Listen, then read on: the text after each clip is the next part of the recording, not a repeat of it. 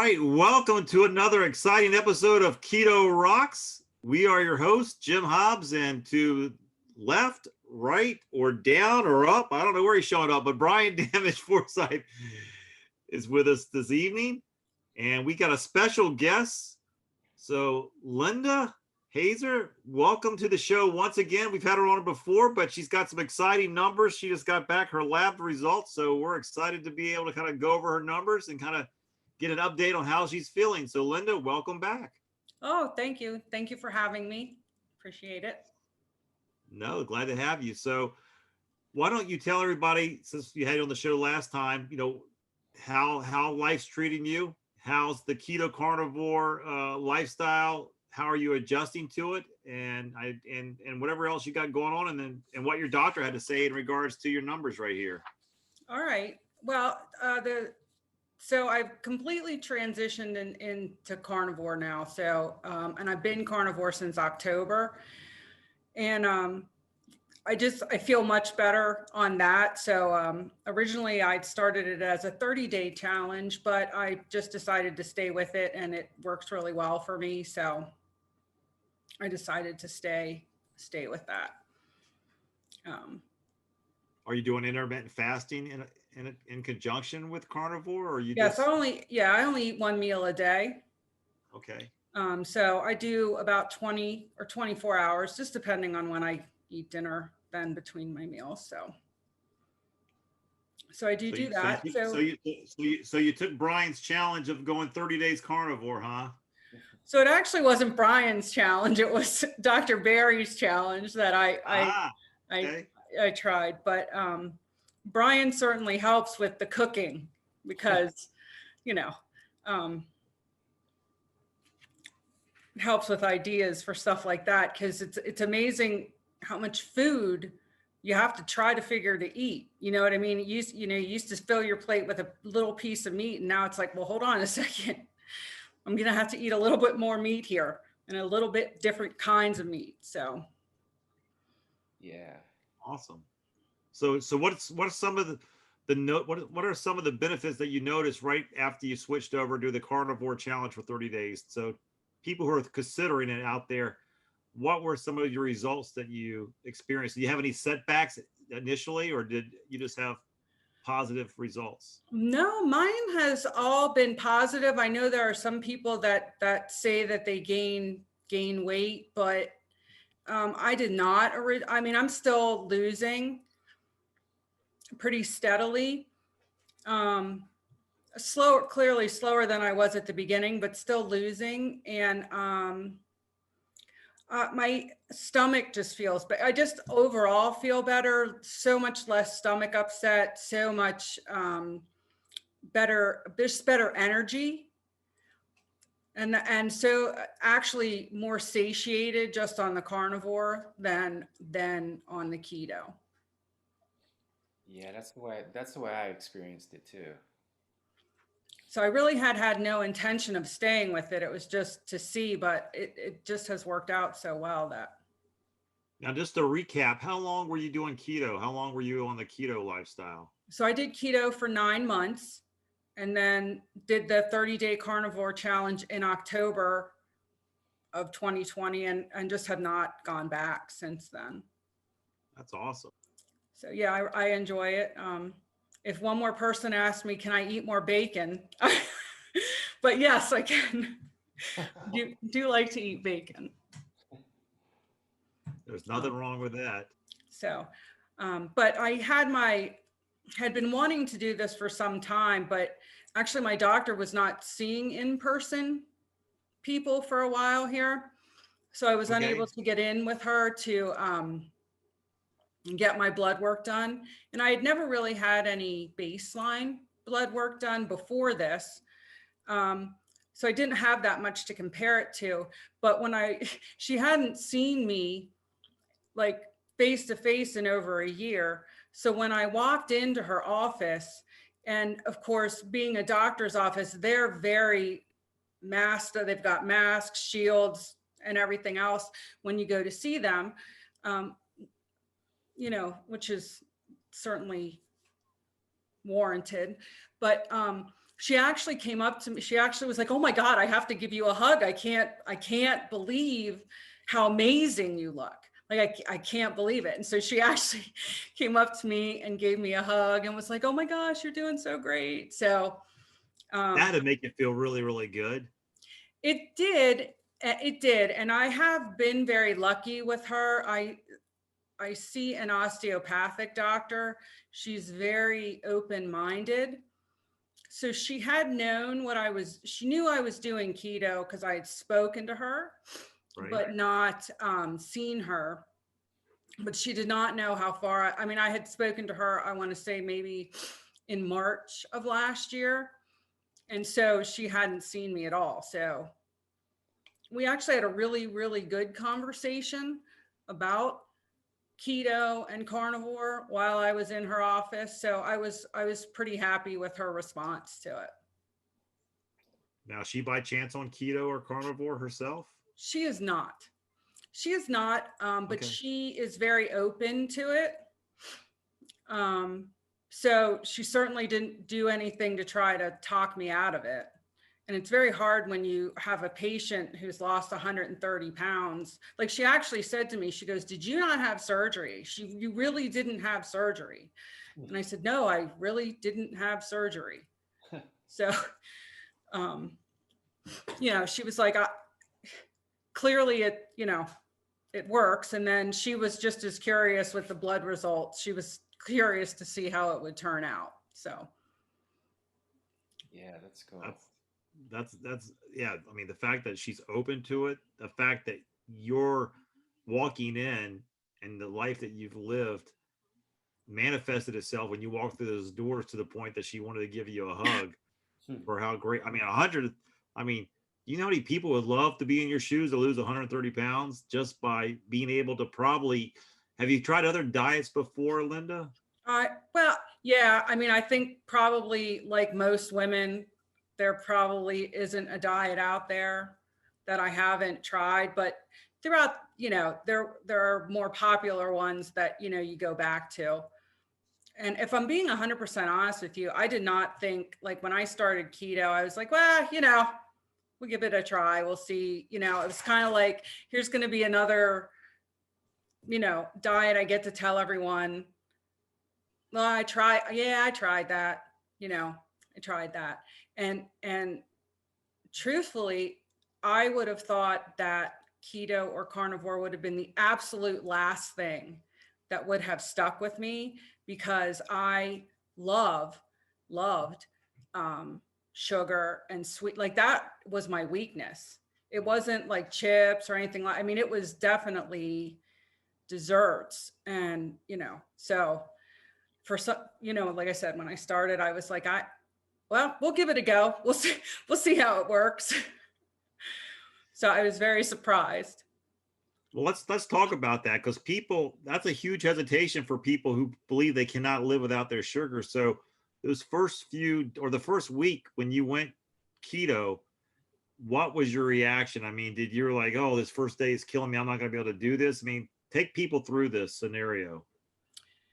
Well, I think at the very beginning, just like, and of course it was like right after the new year, so everyone's very motivated, right?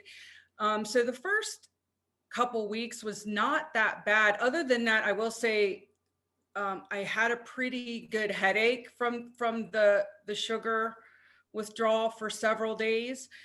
But beyond that, because you're just going on straight motivation, right? You're like, oh, I can do this. I can do this. So about week 2 or 3, you start going, I really, maybe the leftover Christmas cookies or the chocolate that you still have in the house, or so that's when it kind of started calling to me. But I just tried to find, I ate a lot of nuts at the beginning, because they have like a little sweetness to them.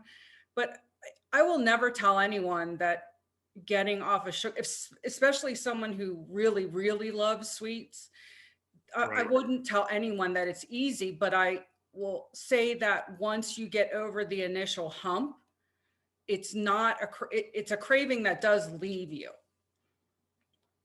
it does leave you, like, it doesn't torment me like it used to do, like on other diets where you would wake up in the morning and go, how can I get something sweet in today? Like, I don't really think about that anymore unless I'm with Emily. But other, other than that. Now, did she tip? Well, she made carnivore, didn't you? You were together with her this weekend, weren't you? I was with her on Saturday. Yes. Yes. So you got exposed to the carnivore pancakes. You got a chance to try the carnivore pancakes? Well, okay. So I'm going to tell you a little secret. I made those. We were at her house, but she doesn't give up her kitchen, by the way, in case anybody ever cooks with her. She does not give up the kitchen. But she was making the steaks, and so I was like, okay, I'll do the pancakes. So we were cooking together. But I don't eat dessert ever. I don't. What the other thing I learned about myself is the artificial sweeteners. I'd actually had not had anything dessert wise until Thanksgiving when I made the cheesecake recipe that Brian made. Right. I just not let myself have anything. And well, then I made that, which I thought was pretty good. But I really don't let myself have anything unless I'm with Emily, because she really likes the desserts. But what I found out is it triggers like like it makes me so hungry. So like between the pancakes, which have the swerve in it, and then we made that cheesecake fluff dessert, I had more like sweetener or just sweet taste in that day than I had probably had in the last year.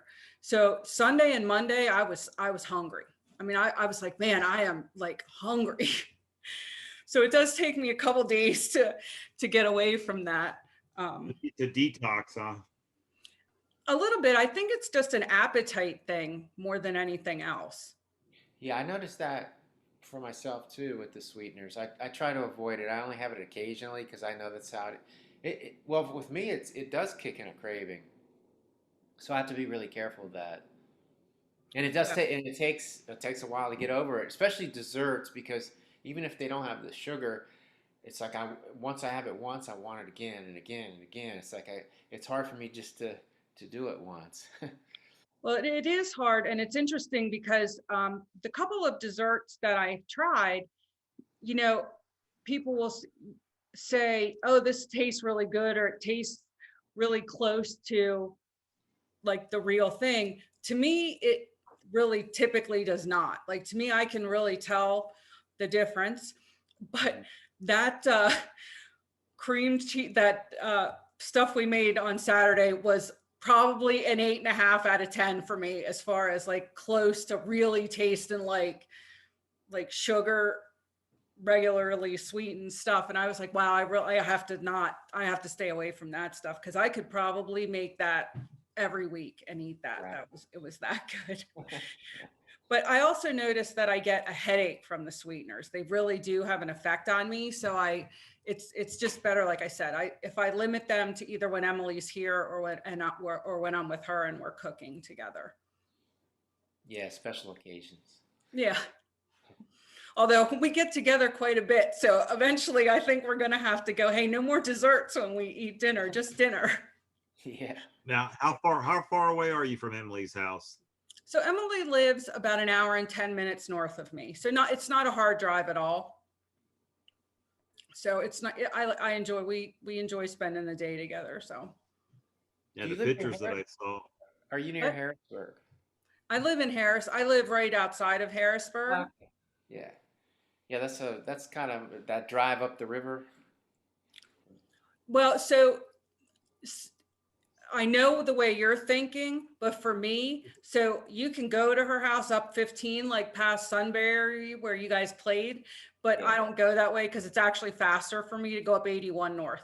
Oh, okay. But yeah, it would actually take me longer to go up along the river, but I get what Is that the Susquehanna? Is that the Susquehanna? What's that? Susquehanna. Yeah. Okay. Yes. Yeah, that's like I tell you what. but Emily's looking amazing. I mean, what she's been able to do the last year is especially when she's in an environment that nobody else is doing the keto carnivore lifestyle. It's amazing what she's able to do and the willpower that she has. Yeah, she does a great job. She's really inspirational. We text. Well, I'm sure we text almost every day. We basically just text each other food. Here's what I'm making today. What are you making today? So you went to the doctor. You got your numbers. So do you mind going over your numbers with everybody? No, I don't. Because I want everybody to understand that this is somebody who's been on keto for 9 months and carnivore since October. So you pretty much have been eating meat, and everything that the people say, oh, you can't have that. You're going to have a heart attack. You're going to clog your arteries. So I want to preference that you've been eating that way for a year now. And so now the proof's in the numbers. So why don't you go over your numbers with everybody, Lynda, if you don't mind. No, I don't mind. I was actually surprised when I went to my doctor. I came in with a big list of tests that I wanted done. I just had gone through Dr. Barry's videos and researched the tests that I wanted. And I was surprised that she had no problem ordering all of them. She was like, no, yeah, we'll do this. So, okay. So I had the C-peptide test done, which tests how well your body makes insulin. So, I mean, everything, all of my test results came in very good. I can tell you that when she saw my total cholesterol and my LDL number, there was a little note in the portal that was like, oh, we need to talk about this.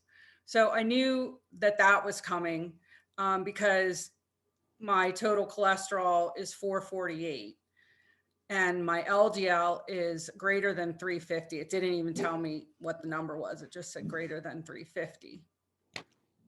But my HDL and my triglycerides are fine. Those numbers came back really well. And I knew my dog would do that. Sorry about that.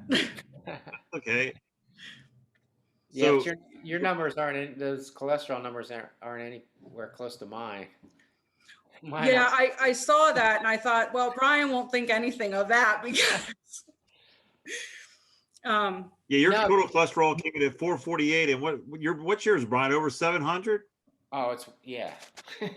let me look real quick. It is 843. That's my total. But, so the last time I had my cholesterol checked, it was at, I believe it was 213 on the standard American diet.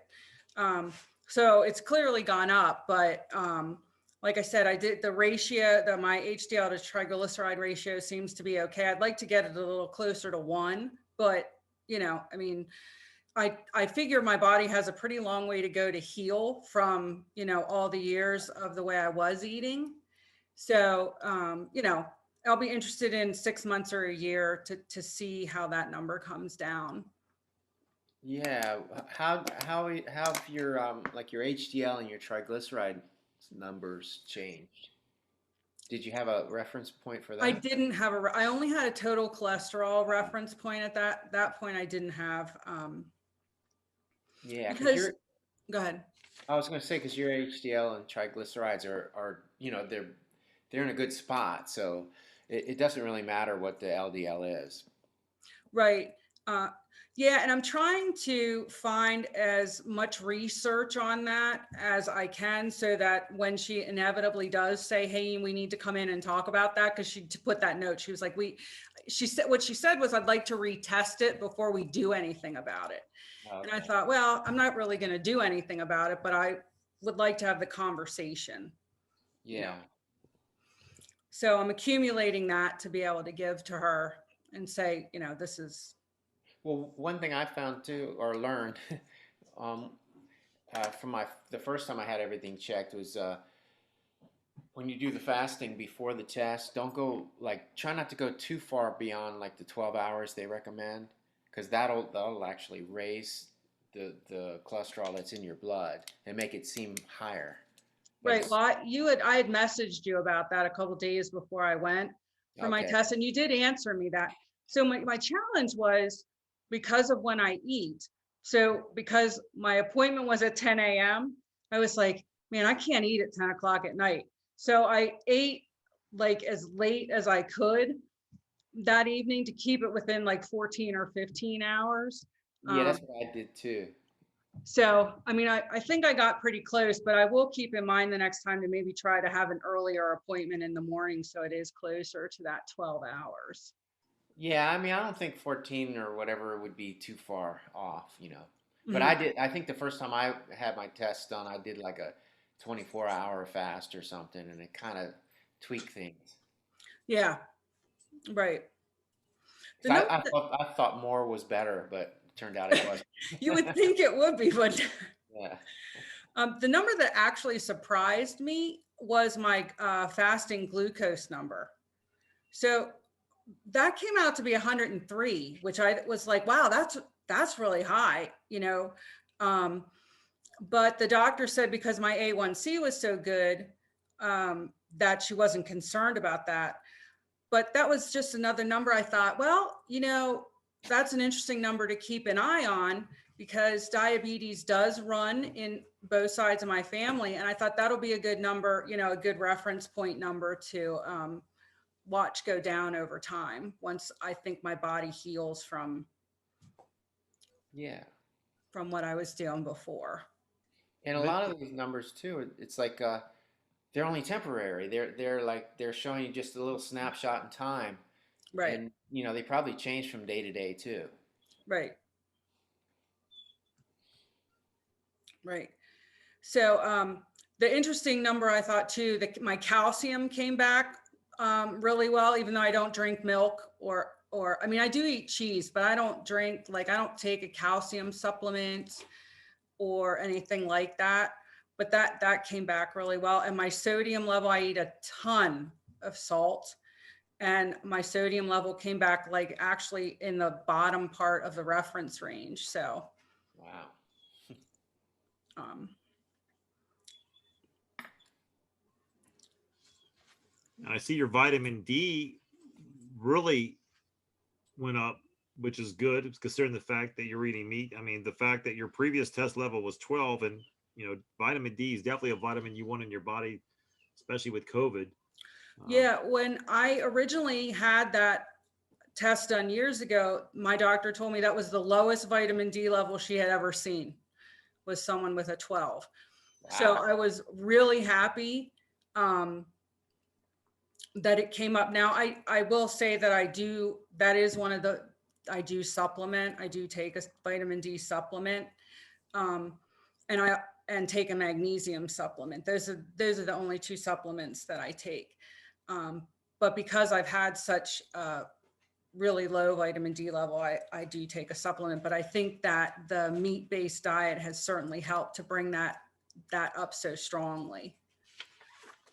Now, were you taking supplements before when you were at a 12? Was that what I'm hearing? Yeah, I actually I had been on a prescription dose of that with vitamin D3, which did not help me at all. It did, because I think it went from 12 to 20 or something like that, but it wasn't what so it definitely has to do with the change in diet. Yeah, I see your, I mean, all your numbers are good. I'm looking through. I mean, your glucose, as you said, it's just a little bit on the high side above the normal range, but I mean, not by much. And everything else looks great. I mean, your magnesium looks great. Yeah, all my thyroid, I was surprised when I had that whole thyroid panel done. So she did mention, the one thing she did mention, but I was surprised she didn't test for, is the vitamin C. She did express a little concern regarding the carnivore diet and vitamin C. So of course we did have the discussion about, well, I don't really have a deficiency. And we talked about eating grass-fed beef and how to get the vitamins like that. So, I mean, it was a really productive appointment and a really productive visit, I thought. Yeah. So yeah, I was pretty happy with my numbers. Like I said, the note was funny about the cholesterol. Oh, we need to talk about this. But I knew that was coming. So Yeah, I always expect that every time with me. Every time I get my lab results, it's always there's this thing in red, like an alert. I think it might have been, I think you're right. I think if I look, it was in red. It was like, we need to, like, this is really high or something. Now, do you have any, are you going to do this on an annual basis or every 6 months basis to do your lab work? And my plan is to do it annually because I'm sure that my insurance will not cover it every 6 months. I would be interested. I would actually be willing to pay out of pocket in 6 months just to see the difference, just one time. Right. To see the difference. But no, my plan is to do it annually. And at some point, I'll see if I can get a, is it a CAC? Oh yeah, yeah. Yeah, I would love to have that done, but I actually hesitate to do that from the standpoint of to put that out, to have that done and then put that out there. I almost have to say, well, what you're looking at is a result of 51 years of a standard American diet, not 1 year of a keto carnivore diet. Like, I don't want the first 51 years of my life, that result to be blamed on the last year of my life. So, I hesitate to have that done, but I'd like to, because I have read that people can improve that score with this diet. So I would like to see how it improves over time. Yeah. Well, Yeah, that test is I mean, when did I get mine done? It was only like a year ago maybe. But yeah, so that was and I'd only been eating carnivore, I don't know. But yeah, it took me a lot longer to get to it. I was really surprised, but I only did mine because of all the people that used to comment on my food saying, "Oh, your arteries are gonna get clogged," and I'm like, "Okay, let me go get one of these tests and prove it doesn't get clogged." yeah, it's amazing. People say that, just because that's what they've been taught, that's what they've heard. And so they Yeah. just regurgitate what they've heard when they see somebody who eats nothing but meat, especially bacon. So Lynda, what are some of your meals? Since you eat one meal a day, we know what Brian eats, but what are some of the meals that you eat? What's your favorite meal? Let's put it that way. Well, I eat a lot of steak. Steak is just a staple at this point. I try to come up with, with new stuff. It's kind of hard. But the funny thing is, like, people say to me, don't you get tired of eating the same thing? Like, I had kind of cut back on posting my food because people were like, oh, good, another steak, but they'll say, don't you get tired of eating like the same things over and over again? And I say, well, really, if you think about it, regardless of what diet you're following, Right. eat the same 7 or 8 things, right? So if you're eating the standard American diet as a family or just a person, you're probably eating the same 7 or 8 things, right? Taco Tuesday night, or it's, Friday nights we order pizza, or Thursdays, and yeah. So I mean, it's not, most people don't have a repertoire of 25 different or 30 different things they make. Right. But I actually don't get bored. I really like the taste of the meat, and quite frankly, I cook most of it in bacon fat. If it's not on the grill, I cook it in bacon fat. So I mean, that's just such a good taste to me that I just don't get tired of it. Well, the reality, you were saying this, and it finally hit me. If you're animals in the wild, I mean, they eat the same thing. I mean, look at the grass-fed cow that's out there in the field. It's just eating grass all day long, eating grass all day long. It doesn't go, hey, can you guys plant something else for me to eat? I'm tired of this grass stuff. But so I think, humans have created this like GMO food, this food, sugar and stuff that we were never naturally out in the wild supposed to eat. And so we have a lot more variety based on that we created these food groups, when reality of it is, basically at heart, we're carnivores. I mean, meat. And so I'm with you. I mean, I never get tired of meat. I mean, bacon, I never go, oh my gosh, another ribeye. Now I may get tired of eating the same thing every meal, like a turkey for like 7 days in a row, 5 days in a row. Yeah, I just want a different taste, but I don't get tired of the meat. You give me you give me eggs, give me steak, and I'm good. You want to throw some seafood in, that's great. But I mean, I'm fine with just steaks and eggs and cheese for me. Yeah, one of the things I want to try to add, and I is like the sardines. Like I like to try to experiment with the seafood aspect of it, because my family doesn't really eat seafood, so it's easy. I can just buy small pieces and then experiment with that. So that's pretty much where I change things up, and I like to try to cook my eggs different ways. Like my new favorite thing now is I learned how to do a soft boiled egg. So now I'm like, oh my God, they're like my new favorites. So, most of the time I eat hard boiled eggs because I'm lazy, and I always have hard boiled eggs. I just don't feel like cooking them, and they don't turn out well when I make them in my cast iron. So, they usually end up sticking. So I just do hard boiled because I'm lazy and I have them. So, but yeah, I'm with you, Jim. I could eat steak, bacon, and eggs pretty much every day, and I would be fine with that. Yeah. Same here. And that's pretty much what I do too. I just switch up the version of the eggs with it, or, well, I'll rotate, like beef, and then I'll do pork, and then I'll do fish. Just rotate those. But I can do like a bunch of days in a row of one thing, and it doesn't bother me. Well, I like to throw in pork. I have kind of lost my taste for chicken. I will eat it, but I don't, like when I first started, I was like, oh, chicken, this is great. And now I'm sort of like, eh. Yeah, that's the way I feel. I mean, I'll eat it, but it's not something I wonder. No, it's funny that you two say that, because Peggy, we did chicken. She cooked chicken yesterday, and I just haven't been buying it because I just, like, for some reason, and I don't mind chicken, but I'm like you guys. I'm like, I'd rather have meat for whatever reason. I'd rather have steak, and I don't know why it is. I mean, I used to love chicken. I mean, loved it, but I look back and I loved it when the Colonels made it, when it's got fried chicken and greasy. But just having it plain, I don't mind it still. Like a rotisserie chicken, I still love. But for some reason, when I'm out shopping in the meat counters, I gravitate toward the meat, the ribeyes and the short ribs and the prime rib.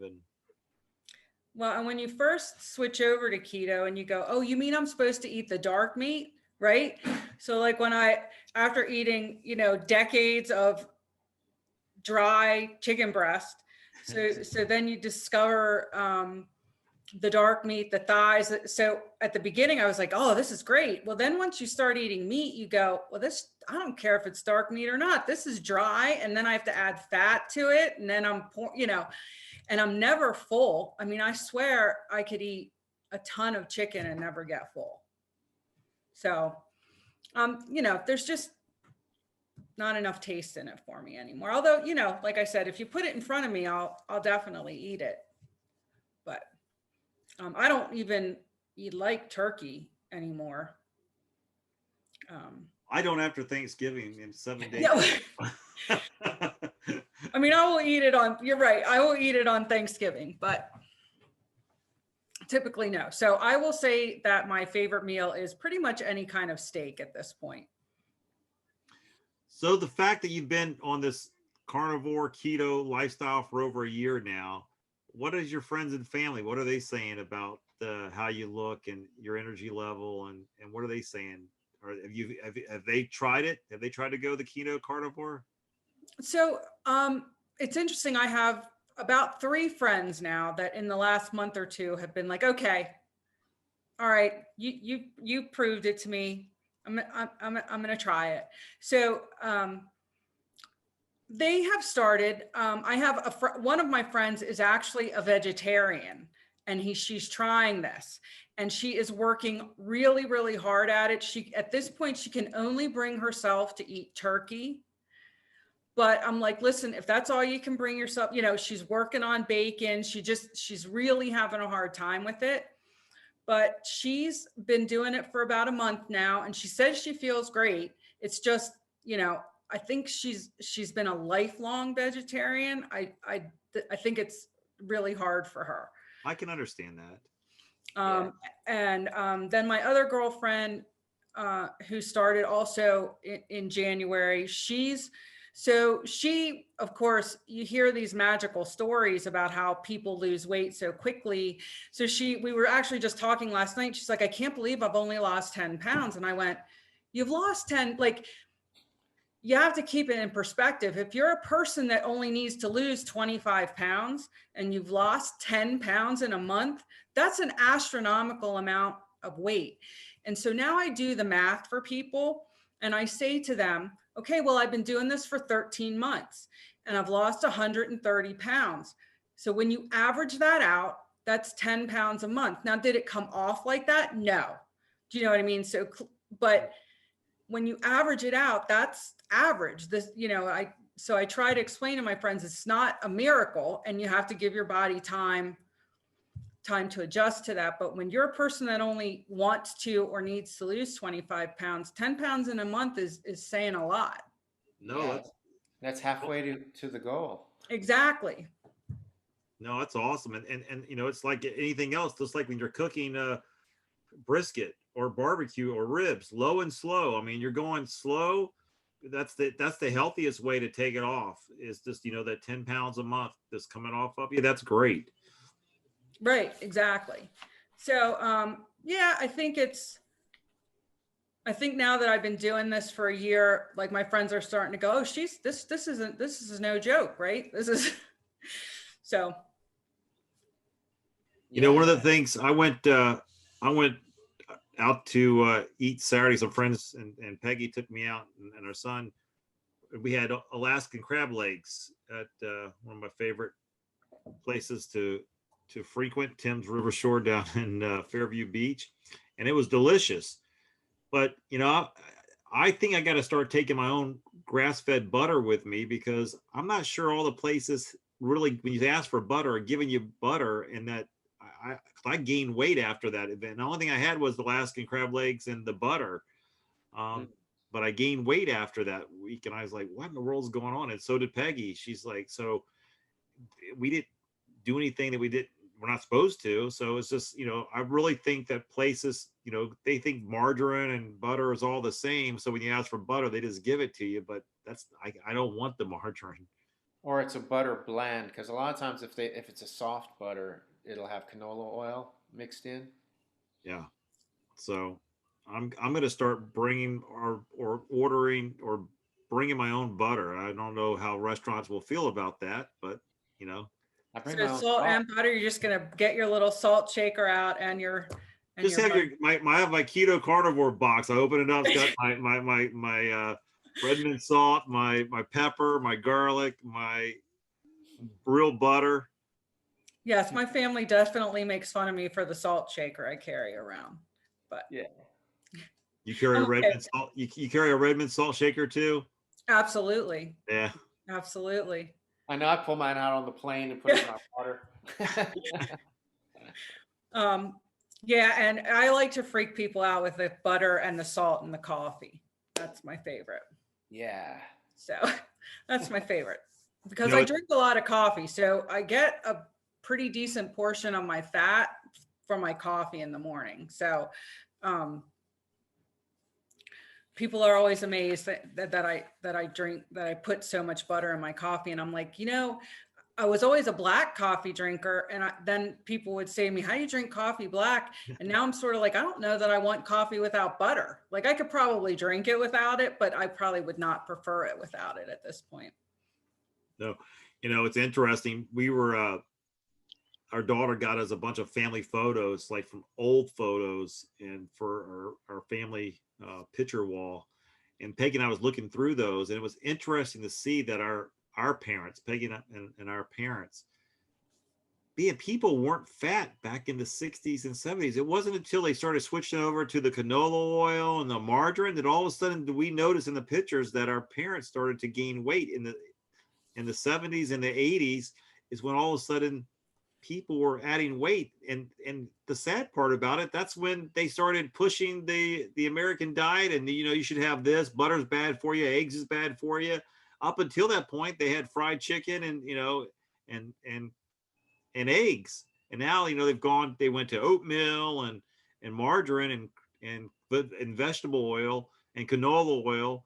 And it's just sad because you can see the results of the pictures, speak volumes as to the results of following that. It's just sad to see that, whoever pushed it onto the American public, but the American public then began to become big. Yeah.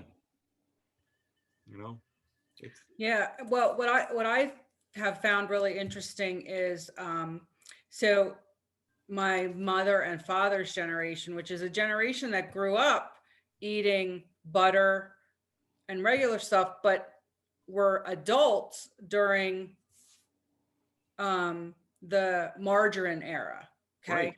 So, and my mother is a nurse. So she went to nursing school through all of that margarine, canola oil. And it's amazing to me to have a conversation with her now, because I'm like, how could you be raised one way, schooled another, like, and she just, I think because that was her training as a medical professional, she just can't believe that was wrong. That might be wrong.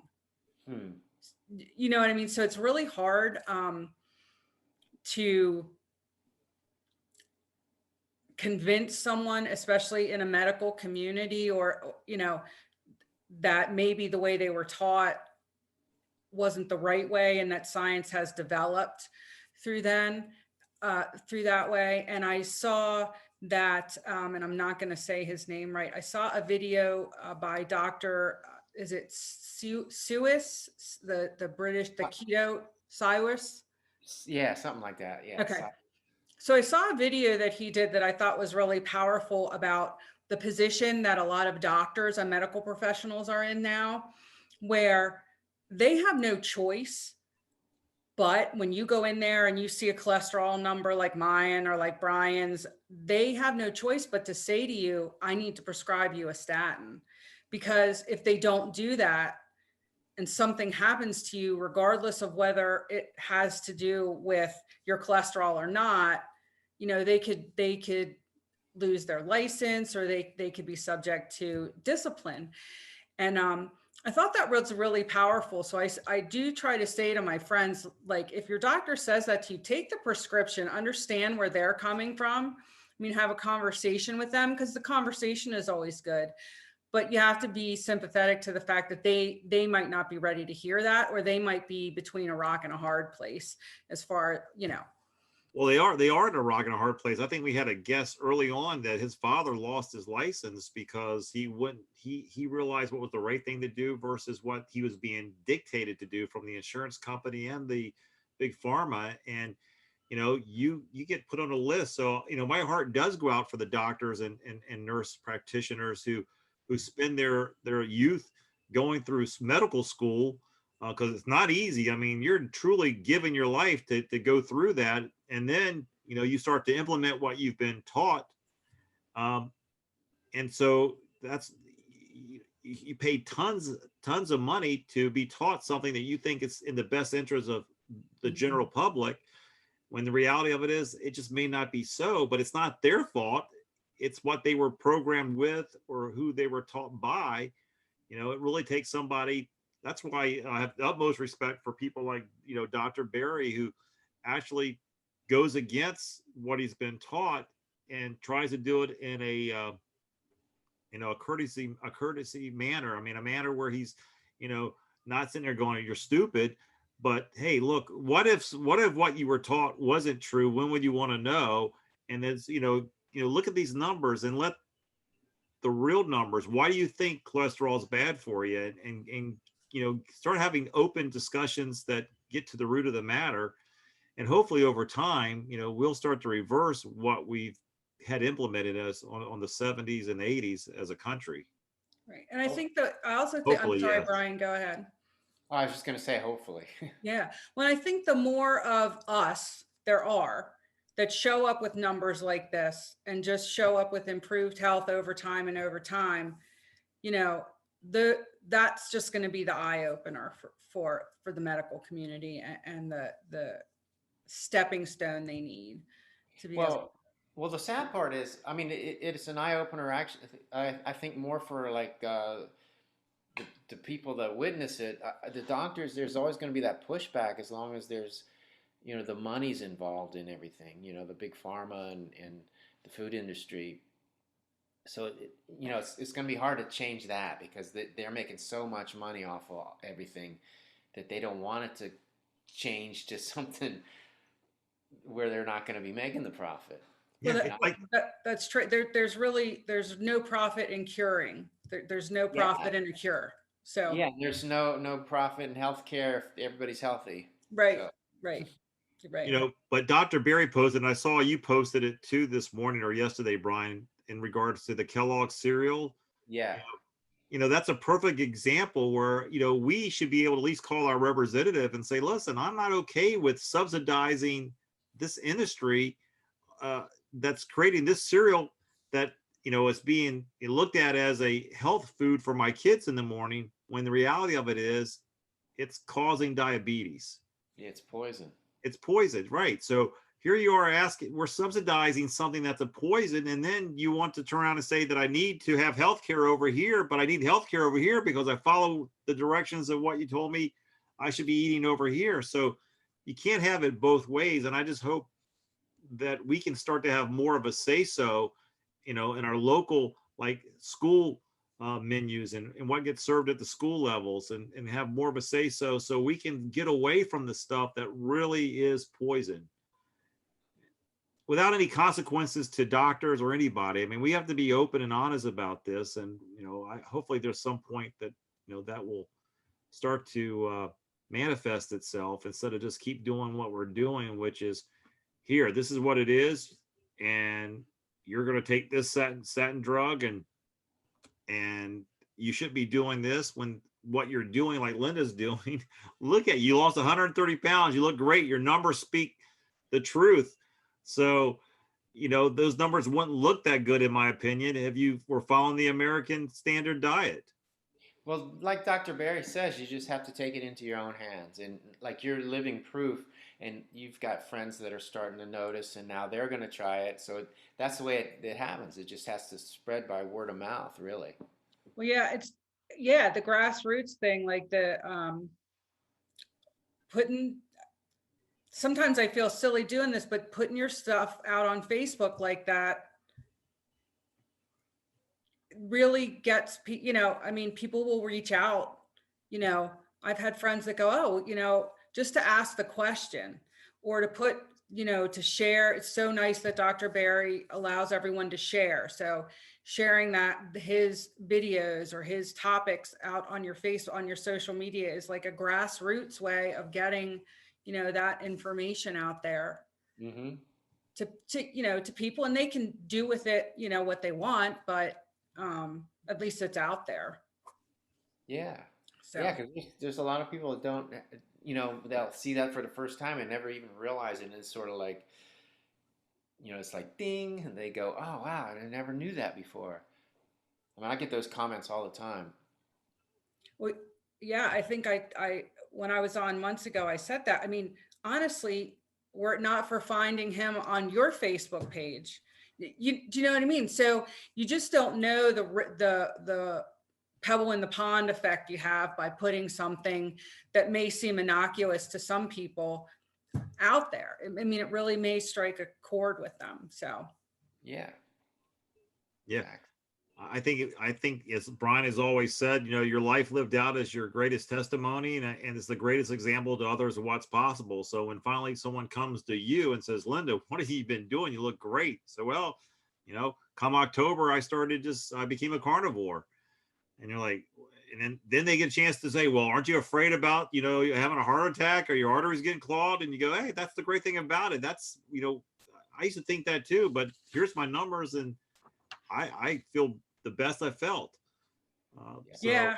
And that's another reason why I got the blood test done, is because it was hard for me to tell. It's hard, feeling great or losing weight, those are all wonderful things, but to have something concrete to be able to say, no, I think I'm going to be good. Everything looks good. All my vitamins look good. No, my kidneys aren't taxed. My liver is working.